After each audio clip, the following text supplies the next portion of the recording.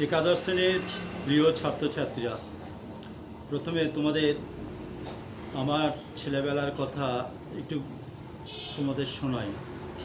ঠিক তোমাদের মতো যখন আমরা একাদশ দ্বাদশ শ্রেণীতে পড়তাম, সেই সময় আমাদের এক মাস্টারমশাই ছিলেন, তার নাম শ্রদ্ধেয় সুপ্রভাত ঘোষ। তিনি আমাদের পড়াতেন শরৎচন্দ্র চট্টোপাধ্যায়ের বৈকুণ্ঠের উইল নামক উপন্যাস, দ্বিজেন্দ্রলাল রায়ের লেখা নাটক শাহজাহানের একটি অঙ্ক এবং চার্লস ডিকেন্সের উপন্যাসের কিশোর সংস্করণ ডেভিড কপারফিল্ড এবং ইংরেজি কবিতা, আর পড়াতেন সংস্কৃত সাহিত্য। খুব ছোট্ট করে বললাম, সামান্য বলে মনে হয়, কিন্তু যদি একটু তলিয়ে তোমরা দেখো তাহলে বুঝতে পারবে আমাদের এই মাস্টারমশাইয়ের জ্ঞানের গভীরতা কত ছিল। ইংরাজি, বাংলা, সংস্কৃত সাহিত্যের অসাধারণ ব্যুৎপত্তি ছিল তাঁর, এবং এত চমৎকার পড়াতেন যে আমরা প্রায় স্পেল বাউন্ড হয়ে যেতাম, মন্ত্রমুগ্ধের মতো তার ক্লাসে আমরা বসে থাকতাম। তিনি একটা কথা বলেছিলেন যে কবিতা বোঝানোর জন্যে নয়, কবিতা বাজানোর জন্য। কবিতা বোঝানোর জন্য নয়, কবিতা বাজানোর জন্য। অর্থাৎ কবিতা ঠিকভাবে পড়তে পারলে তার মধ্যে একটা চমৎকার রিদম তৈরি হয়, একটা যেন সুরের মূর্ছনা তৈরি হয়, এবং সেইভাবে পড়তে পারলেই কবিতার বোধহয় অর্ধেক মানে অর্থ বুঝতে পারা যায়। সেই জন্যই আমি তোমাদের কাছে একটা ছোট্ট কবিতা পড়ে শোনাচ্ছি। মাইকেল মধুসূদন দত্ত, মহাকবি মাইকেল মধুসূদন দত্তের নীলধ্বজের প্রতি জনা এই কবিতাটি। তোমরা সবাই জানো এই কবিতাটি একাদশ শ্রেণীর পাঠ্য। এই কবিতা একটি পটভূমি ছোট্ট করে বলি। পটভূমিটা হচ্ছে এরকম যে মহাভারতের যে কুরুক্ষেত্রের যুদ্ধ পরিসমাপ্তি ঘটেছে, কৌরব পক্ষের সম্পূর্ণ পরাজয় ঘটেছে, পাণ্ডব পক্ষ বিজয়ী হয়েছেন সখা কৃষ্ণের সহায়তায়, যুধিষ্ঠির রাজা হয়েছেন এবং রাজা আরও বড় রাজা হওয়ার জন্যে, রাজা চক্রবর্তী, রাজাধিরাজ এই উপাধি পাওয়ার জন্যে অনেকটা এই কিছুদিন আগে যেমন সাম্রাজ্যবাদী শাসক রাজারা ছিলেন, তেমনই ভারতবর্ষে তখন অনেক ছোট ছোট দেশ বা রাজ্য ছিল। এই সমস্ত দেশগুলির উপর অধিরাজ, তাদের সবার উপরে ক্ষমতা লাভের জন্যে তখনকার দিনে অনেক রাজারা এমন করতেন, তিনি অশ্বমেধ যজ্ঞ করলেন। অশ্বমেধ যজ্ঞের বিষয়টা এমন যে একটি ঘোড়াকে, সুন্দর ঘোড়াকে সুসজ্জিত করে ছেড়ে দেওয়া হয় বা তার পিছনে থাকে সৈন্যবাহিনী, এবং এই ঘোড়াটি যে সমস্ত দেশের মধ্যে দিয়ে গমন করে ধরে নেওয়া হয় সেই দেশটি এই যিনি যজ্ঞ করছেন সেই রাজার অধীনতা স্বীকার করে নিচ্ছেন। যদি কেউ অধীনতা স্বীকার করে না নিতে চাইতেন তাহলে সেই অশ্বমেধের যজ্ঞের ঘোড়াকে তারা আটকাতেন এবং তখন যুদ্ধ হতো, এবং সেই ঘোড়াকে আবার মুক্ত করে আবার ঘোড়া এগিয়ে চলতো। এইভাবে 1 বছর ঘুরে আসার পর অশ্বমেধের যজ্ঞ সাধিত হতো। নানা উপাচার, নানা বিষয় আছে, খুব বড় করে যজ্ঞ হতো। তো যুধিষ্ঠির সেই রাজ চক্রবর্তী হওয়ার জন্য অশ্বমেধের ঘোড়া ছেড়ে দিয়েছেন।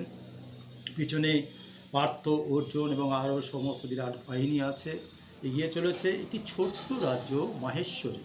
এই মাহেশ্বরীপুরীর রাজা নীলধ্বজ এবং রানী জনা, তাদের একমাত্র পুত্র প্রবীর।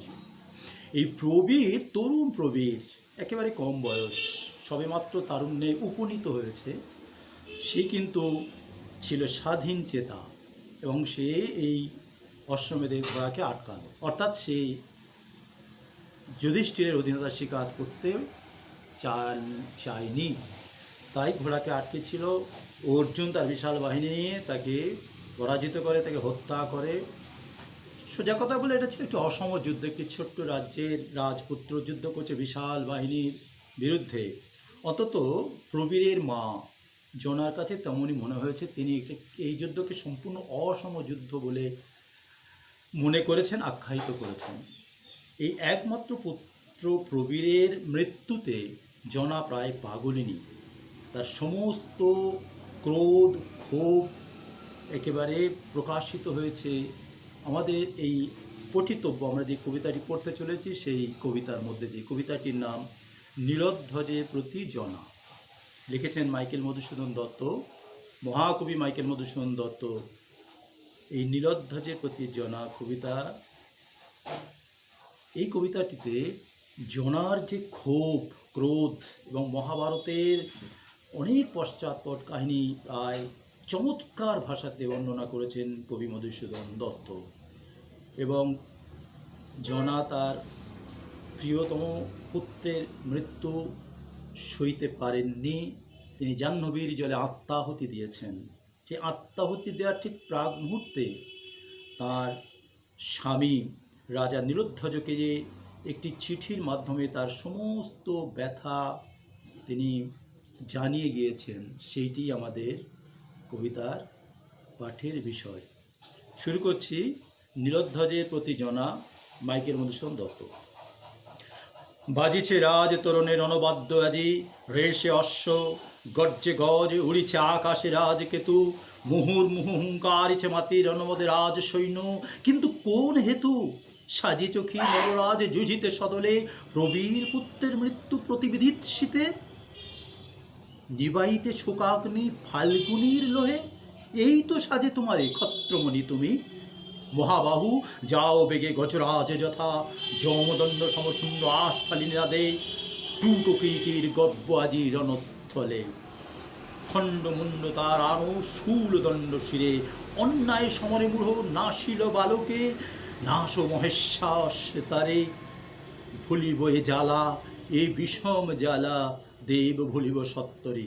জন্মে মৃত্যু বিধাতারে বিধি জগতে, ক্ষত্রকুল রত্নপুত্র প্রবীর সুমতি, সম্মুখ সমরে পড়ি গেছে স্বর্গধামে। কি কাজ বিলাপে প্রভু, পাল মহিপাল ক্ষত্রধর্ম, ক্ষত্রকর্ম সাধু ভুজ বলে। হায় পাগলিনী জনা, তব সভা মাঝি নাচিছে নর্তকী আজি, গায়ক গাইছে পুথরিছে বিনাধ্বনি, তব সিংহাসনে বসিছে পুত্রহা রিপু, নিত্যতম হেবে সেবিছ যতনে তুমি অতিথি রতনে।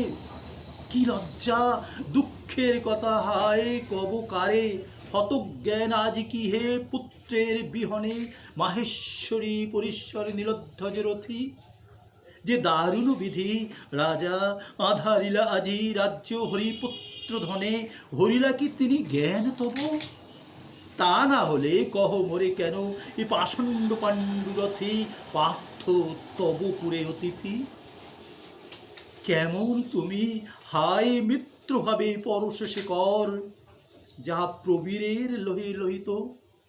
ক্ষত্রিয় ধর্ম এই কি নির্মণি, কোথা ধনু কোথা তুন কোথা চর্ম অসি, না ভেদি রিপুর বক্ষ তীক্ষ্ণতম স্বরে, রণক্ষেত্রে মিষ্টালাপে তুষি চকি তুমি কর্ণ তার সভাতলে।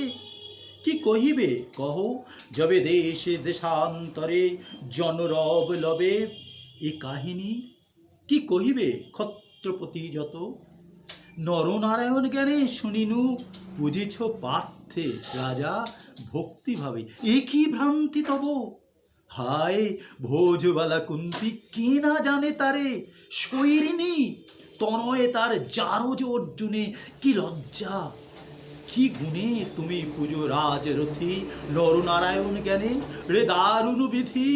এ কি লীলা খেলা তোর বুঝিব কেমনে, একমাত্র পুত্র দিয়া নীলিপুন তারে অকালে, আছিল মান তাও কি না সেলি।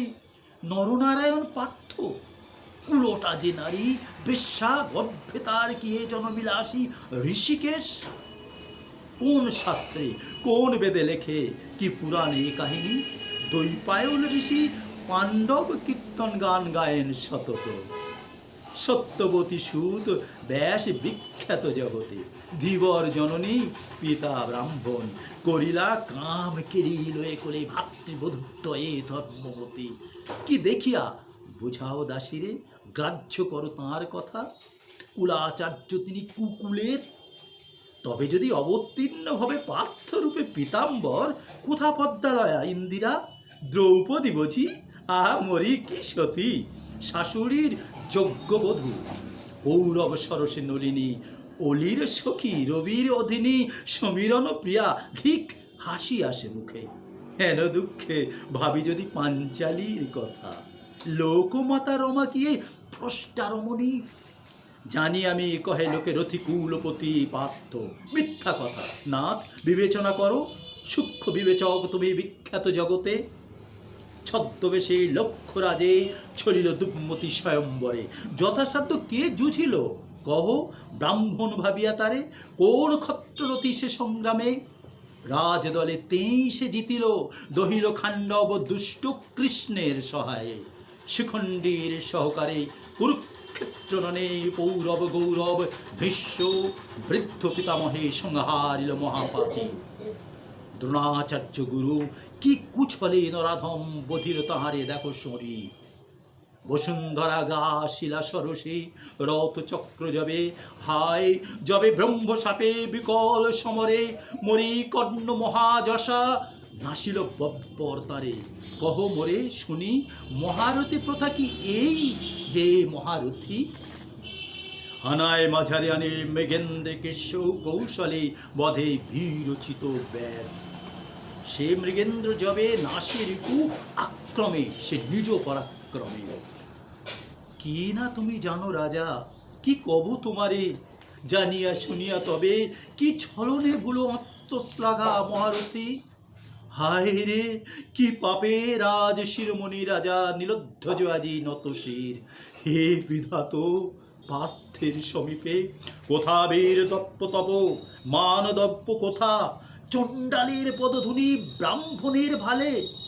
কুরঙ্গীর অশ্রুবারি নিবাই কি কবু দাবানলে, কোকিলের কাকলি লহরী উচ্চনাদী প্রভঞ্জনে নীরবয়ে কবে। ভীরুতার সাধনা কি মানে বল বাহু, কিন্তু বৃথায় গঞ্জনা। গুরুজন তুমি পড়িব বিষম পাপে, গঞ্জিলে তোমারে কুল নারী আমি। নাথ বিধির বিধানে পরাধীন, নাহি শক্তি মিটাই সবলে এ পোড়া মনের বাঞ্ছা। দুরন্ত ফাল্গুনী এ কৌন্তে অযোধে ধাতা, সৃজিলা নাশিতে বিশ্ব সুখ। নিঃসন্তানা করিল আমারে তুমি পতি, ভাগ্যদোষে বাম মম প্রতি। তুমি কোন সাদে প্রাণ ধরি ধরাধামে, হায় রে এ জরাকীর্ণ ভবস্থল আজি। বিজন জনার পক্ষে এ পোড়া ললাটে, লিখিলা বিধাতা যাহা কলিলতা কালে। হা প্রভি এই হেতু ধরিনি কুতরে, 10 মাস 10 দিন নানা যত্ন সই উদরে। কোন জন্মে কোন পাপে পাপি তোর কাছে অবাগিনী, তাই দিলে বাছায়ে তাপ আশার লতা তাই রে ছিঁড়িলি। হা পুত্র সধিলি কিরে তুই এই রূপে মাতৃধার, এই কিরে ছিল তোর মনে, কেন বৃথা পোড়া কি বরশিস আজি বাড়িধারা। রে অবোধ কে মুছিবে তোরে, কেন বা জ্বলিস মন, কে ঝুড়াবে আজি বাক্য সুধা রসে তোরে। পাণ্ডবের স্বরে খণ্ড শিরোমণি তোর, বিভরে লুকায়ে কাঁদি খেদে মর।